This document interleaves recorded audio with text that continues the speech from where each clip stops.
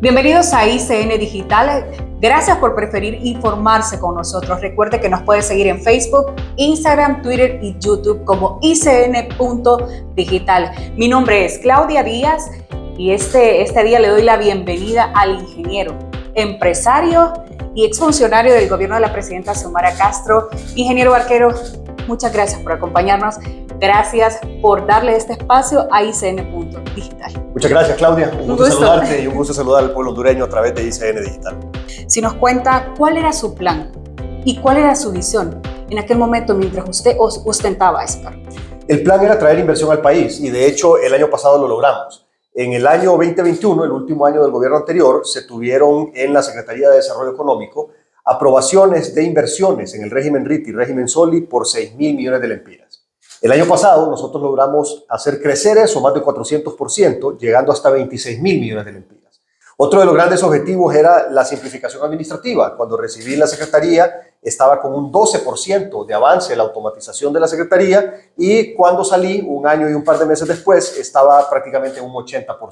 En medio de cumplir esas metas y esa visión, ¿cuáles fueron los mayores retos y desafíos con los cuales usted se encontró? Bueno, los mayores retos principalmente fueron al final, porque cuando ya el gobierno empezó a hacer un giro en la toma de decisiones y se salió de la línea de lo que habíamos estado haciendo el primer año en cuanto a generación de empleo, acercarse a inversionistas, a traerlos al país y ayudarlos y apoyarlos para que tomen la decisión de invertir.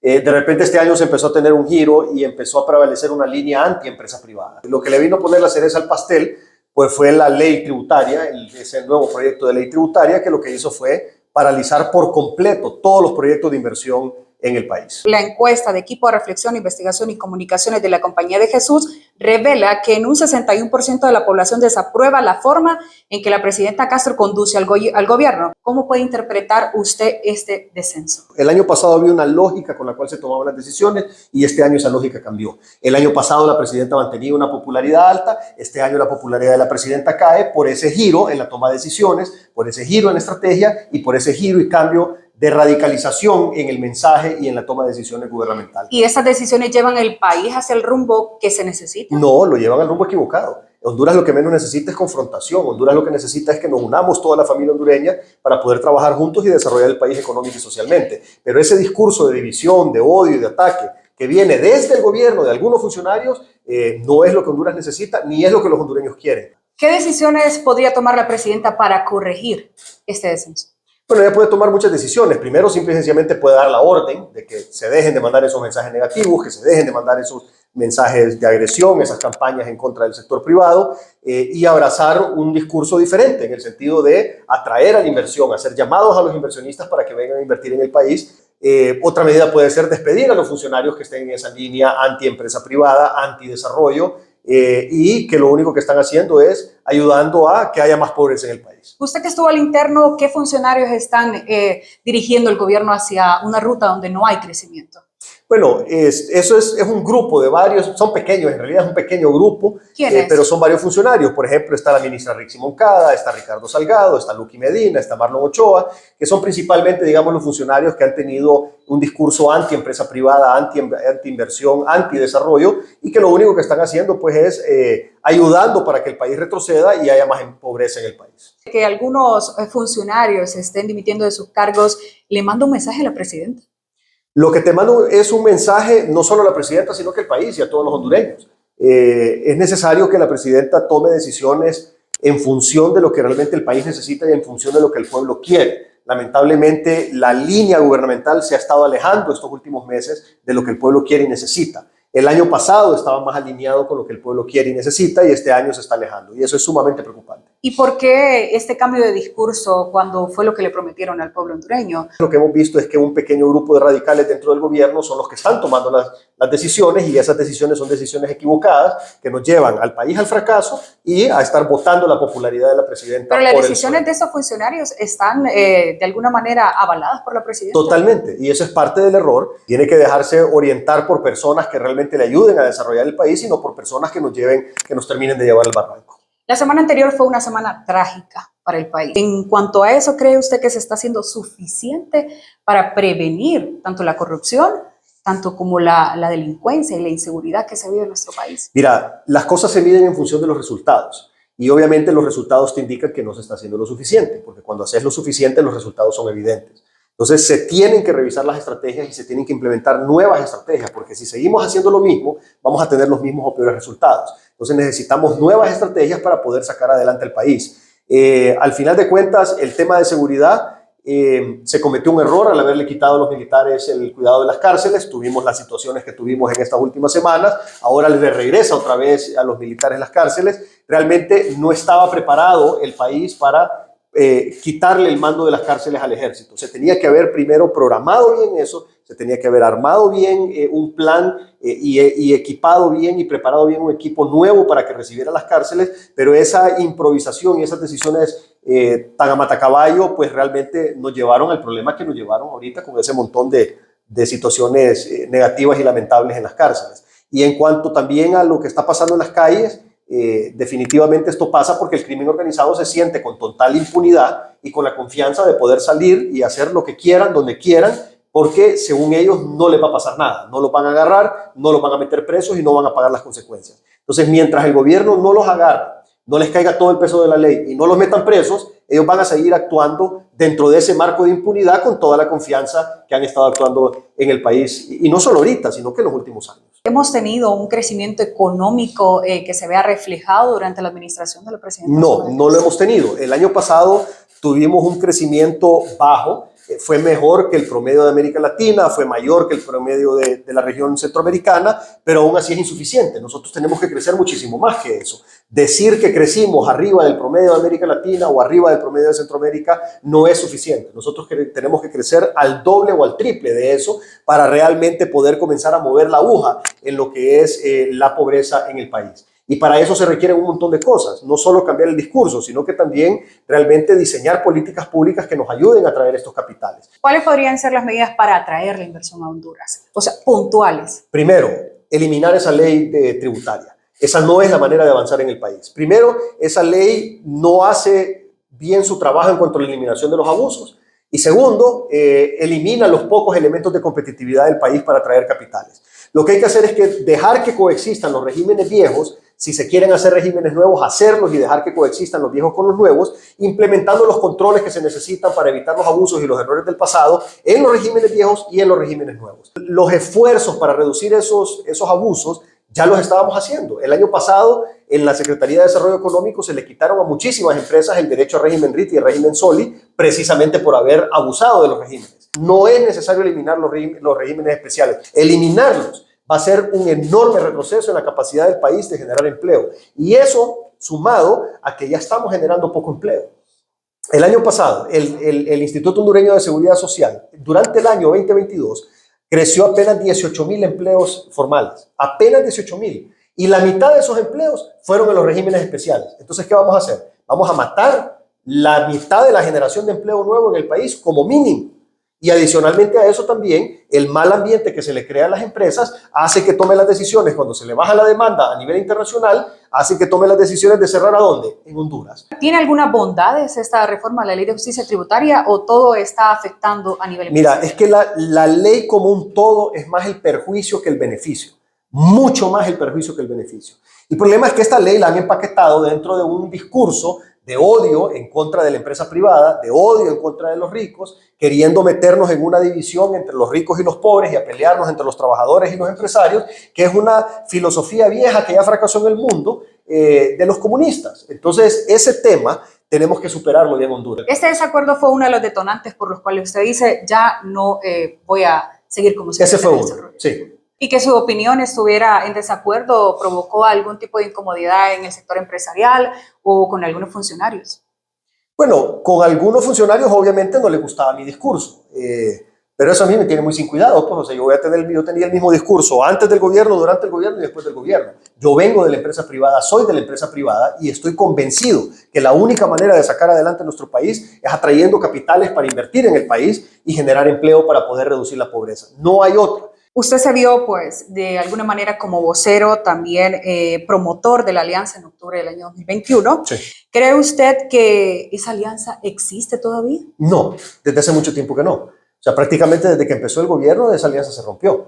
Eso fue evidente desde que hicieron a un lado a Salvador Narrala, pues, y al final de cuentas, tomaron a ciertos elementos como el doctor Matthew, tu servidor, para un par de secretarías, pero en realidad la alianza no funcionó más que para fines electorales. ¿Se manejaban de momento algunas diferencias con el designado Salvador Nasralla cuando usted fue ministro? ¿Cómo se encuentra ahora su relación con él? Yo nunca tuve ninguna diferencia con Salvador. Siempre mantuve y mantengo buena relación con Salvador. Cuando yo estaba en el gobierno, por lo menos una vez a la semana lo llamaba y le contaba todo lo que estaba haciendo en la secretaría, los avances que estábamos teniendo, los proyectos en los que estábamos trabajando. Siempre lo mantuve al tanto de todo. Él siempre respaldó cada una de las decisiones que usted tomaba estando al frente. Claro. ¿Existían sugerencias de parte de él? Claro, por supuesto. ¿Cómo cuáles sugerencias? No, muchas. Él a cada rato me llevaba, por ejemplo, inversionistas que lo llevaban a buscar a él y yo los atendía, pues, y algunas de esas personas terminaron invirtiendo en el país. ¿Cree que quedó a lo interno de la Secretaría de Desarrollo Económico una estrategia que no afecte en este año el crecimiento que se logró por parte de su administración? No, ya está afectado. Es que el crecimiento ya está afectado. Este año teníamos una lista muy interesante que la estábamos trabajando junto con el sector privado, especialmente con la Asociación Hondureña de Maquiladores, de inversionistas que iban a venir este año. Cuando ya sale el anuncio de la ley, en ese momento, todas las inversiones, no te digo algunas, no te digo varias, no te digo la mayoría, te estoy diciendo todas las inversiones se detuvieron por completo, con solo la amenaza de la aprobación de esa ley. Cuando esa ley se aprueba, si la aprueban así como está, simple y sencillamente aquí vamos a seguir con la inversión paralizada. Entonces, en el corto plazo, la inversión en el país ya fue afectada y ya no hay manera de recuperarla. Lo que tenemos que hacer es salvar el mediano y el largo plazo, asegurándonos que esa ley no pase, o que por lo menos se haga una reforma completa de esa ley para que nos sirva para poder eliminar los abusos de una manera eficiente, pero que no mate el poco atractivo que tiene el país para atraer capitales. ¿Los acercamientos con China podrían corregir algo en el camino? Si no le das condiciones a los inversionistas, ni los chinos van a venir. Los chinos son inversionistas también y son más capitalistas que cualquier otro capitalista del mundo. China, para que tú sepas, les da una serie de beneficios a los chinos, a los inversionistas, que superan con creces lo que nosotros estamos ofreciendo en Honduras. No solo les dan beneficios fiscales, les regalan la tierra, les dan la mano de obra sumamente barata. O sea, son un montón de beneficios que le dan el gobierno chino a los inversionistas, que si el gobierno de Honduras retrocede en cuanto a beneficios para los inversionistas, simple y sencillamente ni los chinos van a venir acá. Si Salvador Nasralla se postulara nuevamente, ¿usted lo apoyaría? Sí, probablemente sí. Sí, yo lo apoyaría. ¿Pudiera ser en algún momento no solo de apoyarlo, sino de usted aspirar a un cargo directamente? No, eso no me interesa. Y de hecho no me interesaba en las elecciones anteriores. Yo te voy a decir algo. Yo me metí a este tema para ayudar en la campaña. Yo lo que quería era simple y sencillamente en aquel momento que Salvador ganara las elecciones y que sacáramos pues ese gobierno corrupto y contaminado con el narcotráfico del país. ¿Y se arrepiente de las decisiones hoy por hoy como se encuentra el país? No, te digo por qué, porque el país eso era lo que necesitaba en ese momento. Además lo que habíamos pactado era otra cosa. Había un documento firmado que firmó Xiomara Castro, Salvador Nasralla, Mel Zelaya y tu servidor, en el cual estaba establecido una forma de hacer las cosas y eso no se respetó. Entonces nosotros no fallamos. Quienes fallaron fueron nosotros. Yo lo que tomé fue la decisión de, bueno, tratar de apoyar desde donde me dieron la oportunidad de apoyar hasta donde pude. Pero al final de cuentas, pues, rápidamente, un año después, me di cuenta que las cosas estaban agarrando por un giro equivocado y ya no podía seguir siendo parte. ¿Y qué lecciones le deja todo lo que hemos venido hablando de apoyar a Salvador Nasralla, apoyar la alianza, ser secretario y de ahora salir? Todo te deja lecciones y todo te deja aprendizajes y todos son crecimientos. Pero más que eso, lo que me tiene preocupado es la situación en el país y hacia dónde vamos. Y me preocupa que este gobierno no recapacite y cambie su mala estrategia y cambie la forma en que han estado operando en estos últimos meses. Si esto sigue así, al país lo único que van a hacer es que lo van a complicar, lo van a convulsionar y lo van a terminar de afectar considerablemente desde el punto de vista económico y va a aumentar la pobreza. Un proyecto político que le generó tantas esperanzas al pueblo hondureño, que esté agarrando por el lado equivocado, lo único que le trae al pueblo hondureño es decepción y desesperanza. Yo por eso espero que recapaciten, que cambien esa estrategia equivocada, que metan a Honduras por el camino correcto. Ya la gente está cansada de ese discurso. Al principio la gente lo aceptaba, te lo voy a decir. Al principio, al mero principio, los primeros 30, 45 días, la gente aceptaba ese discurso. Y a partir del día 60, la gente se empezó a hastiar de ese discurso de los 12 años, de la narcodictadura, y peor ahora que vengan a salir con eso de los boicots y que todo es un sabotaje y que todo es para afectar al gobierno. O sea, ese es un discurso ridículo y es una estrategia realmente mal planteada que lo único que está haciendo es botándole la popularidad a la presidenta porque dan la imagen de ser un gobierno de ineptos y de incapaces que lo único que hacen es llorar y quejarse en vez de resolver los problemas como deberían de hacerlo. ¿En qué se está amparando el gobierno entonces si no vemos acción, no vemos un buen discurso, todos los acontecimientos siguen pasando alrededor de nuestro país? ¿Qué puede venir? Simple y sencillamente, ellos como proyecto político no la vuelven a ver a saber en cuántas décadas. O sea, hasta por el bien de ellos tienen que recapacitar. Ellos como proyecto político, ellos como partido político. El Partido Libertad y Refundación, si no corrige esa pésima estrategia que está implementando, no la vuelven a ver en mucho tiempo.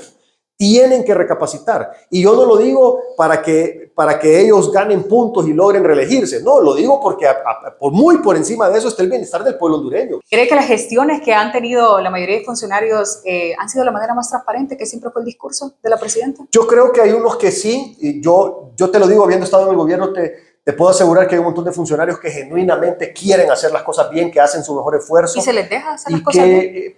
Pues yo creo que algunos sí. El Partido Libertad y Refundación tiene varios movimientos internos, ¿ok? Y dentro de esos movimientos internos está este movimiento en específico, que es el que le está haciendo daño a la presidenta, daño al gobierno y, peor que todo, daño al pueblo hondureño. Entonces, dentro del mismo Partido Libertad y Refundación hay muchos grupos que quieren hacer las cosas bien, pero este pequeño grupo de radicales se está paseando en absolutamente todo. ¿Y este grupo son los protegidos de la presidenta Xiomara? No. ¿Y entonces por qué ellos hacen más fuerza que el Son resto? los protegidos de Rixi Moncada. De Rixi Moncada. Sí. Entonces, ¿Rixi Moncada tiene mayor opinión en el gobierno que la presidenta Xiomara Castro? Lo que te puedo decir es que la presidenta tiene ya un tiempo acá, de un par de meses acá, de estar escuchando mucho esa parte del gobierno y dejar que ellos estén tomando algunas decisiones equivocadas. Yo lo que espero es que la presidenta se dé cuenta de los errores a los que esta gente la está arrastrando a ella, al gobierno y al país. El año pasado había como un equilibrio más sano de esto, pero este año se empezó a ir todo demasiado para ese grupo de radicales que son los que le están perjudicando. Yo lo que espero es que la presidenta se dé cuenta de esto y que recapacite y que cambie, porque esa estrategia de estar escuchando a este grupo de radicales la va a llevar al fracaso. Y junto con ella a todos los hondureños. ¿Cree que tenga la presidenta el carácter en algún momento de suspenderlos de su funciones? Sí tiene el carácter, por supuesto que ¿Y lo cree tiene. que ella lo va a hacer? No sé, ahí sí no te sabría decir. Pero lo que sí te digo es que el carácter sí lo tiene. Yo, de lo que he visto de la presidenta, es que carácter le sobra. No creas que le falta carácter. Pero, simple y sencillamente, tal vez no se ha dado cuenta o no ha hecho todavía la relación directa entre esas malas decisiones y algunas malas situaciones del país. Y peor aún, la proyección hacia dónde nos llevan a futuro. ¿Qué personas podrían asesorar de una mejor manera a la presidenta para que no se cambie la ruta que se venía manejando? En el mismo Partido Libertad y Refundación hay un montón de gente buena, hay un montón de intelectuales, hay un montón de académicos. Está Nelson Ávila, está Hugo Noé Pino, está Rebeca Santos. O sea, hay un montón de gente dentro del mismo partido que pudieran dar muchísimo mejores consejos en materia económica. Bueno, en finanzas, por ejemplo, tenés una abogada. Y lamentablemente, pues, ella es una profesional brillante, es una magnífica abogada, pero de finanzas no sabe nada. O sea, lo que sabe tal vez es lo que llegó a aprender a la Secretaría de Finanzas. Y eso es lamentable, porque en la situación del país no está para que un funcionario llegue al puesto a aprender. Uno tiene que llegar al puesto a ser productivo desde el día 1. El tema es que necesitamos asegurarnos de que cada una de las posiciones del gobierno estén expertos en el área, porque esto no es cuestión de confianza, esto no es cuestión de amistad, esto no es cuestión de conveniencia partidaria, esto es el país con lo que estamos jugando. Y si seguimos con personas que no son las personas indicadas en los puestos, pues vamos a seguir cometiendo los mismos errores históricos de toda la vida y vamos a tener las mismas consecuencias históricas de toda la vida. En resumen, pobreza. Por ejemplo, en finanzas, ahí debería estar Rebeca Santos, o debería estar Hugo Noé Pino, o debería estar Marcio Sierra. Alguien que sepa de finanzas, que sepa de economía, que sepa de cuestiones y temas empresariales. A mí me gustaría cerrar esta entrevista con un mensaje que usted le mande a la juventud hondureña, que de alguna manera somos el futuro de nuestro país. Que se preparen y que estudien. O sea, esa es la mejor herramienta para poder salir de la pobreza. No es lo mismo buscar un trabajo con título que sin título. No es lo mismo después, dentro de un trabajo, las posibilidades de crecimiento con título que sin título. La educación es la clave. Y sean responsables también. Cuando se les ofrezca un trabajo, si no están preparados para ese trabajo, sean honrados y digan que no. Y busquen una oportunidad de acuerdo a lo que sí pueden. Especialmente si son trabajos en el sector público, porque es delicado llegar a una posición pública sin los conocimientos que se necesitan, porque al final de cuentas las consecuencias las paga el pueblo hondureño. Muchísimas gracias, ingeniero Pedro Barquero, por atendernos aquí en ICN. Le invitamos que siempre esté pendiente de nuestras redes sociales, donde día a día con nuestro equipo de producción trabajamos por brindarle una agenda informativa destacada y profunda. Muchísimas gracias.